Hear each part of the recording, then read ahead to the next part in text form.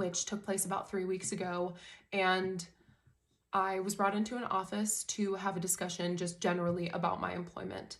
It was myself, Andrew Colvett, and Marina Minas, who is the CMO of Turning Point USA, who I used to work for when I was just full-time with Turning Point. They sat me down and told me that there were 2 instances they wanted to talk to me about, one of which is pretty irrelevant to this timeline, so I'm just going to talk about the one, which was an Uber ride. What was told to me was that a Turning Point executive got into an Uber one day and they randomly just kind of started talking about Turning Point. And the executive asked the driver, what do you think about Turning Point? And the driver proceeded to tell the Turning Point executive, well, it's just really sad. I've heard the organization's really going downhill. There's not really a direction and nobody likes Erica. And the Turning Point executive proceeded to ask this Uber driver, well, who told you that? And the Uber driver told the Turning Point executive that his daughter was good friends with a girl that worked at Turning Point way back when in high school. They had spoken about Turning Point since Charlie's assassination, and that, this was told to him by his daughter. And the Turning Point executive, of course, asked, well, what's the employee's name? And the Uber driver allegedly said, Aubrey who? Aubrey Leitch. And the story was presented to me as one of the reasons for my termination.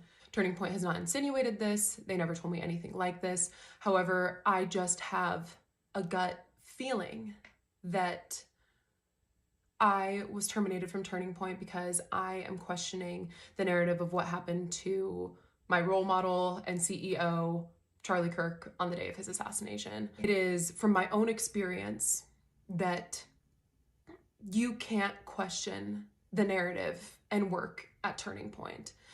That is how I feel. That is how other people I've talked to feel. It goes against everything that Charlie ever stood for.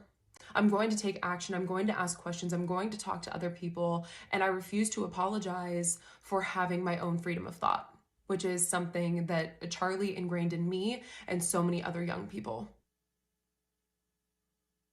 First and foremost, just want to say the idea of being brought into an office and questioned by your boss about something an Uber driver said.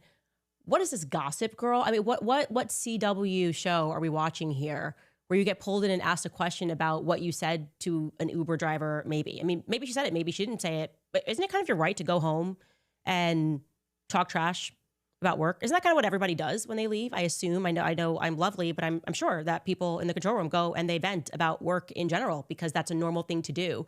The idea of a CMO asking questions to an Uber driver is bonkers. Okay, these are loyalty tests and these people are completely and utterly deranged. Secondly, I want to say this.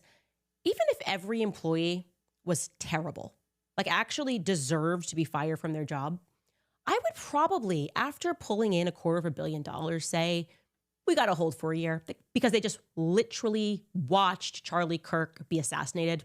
There's like a degree of respectability there, like a grieving period for a year.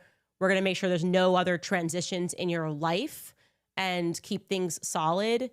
No, they just were like, peace out. And I think she's right. I think in the end there, when she says that this was actually motivated by them going after people who they suspected were not loyal to Erica or people that didn't seem to fully buy what happened on September 10th, which, by the way, is everyone. They're going to just have to get rid of everyone. And I think eventually they will and start anew.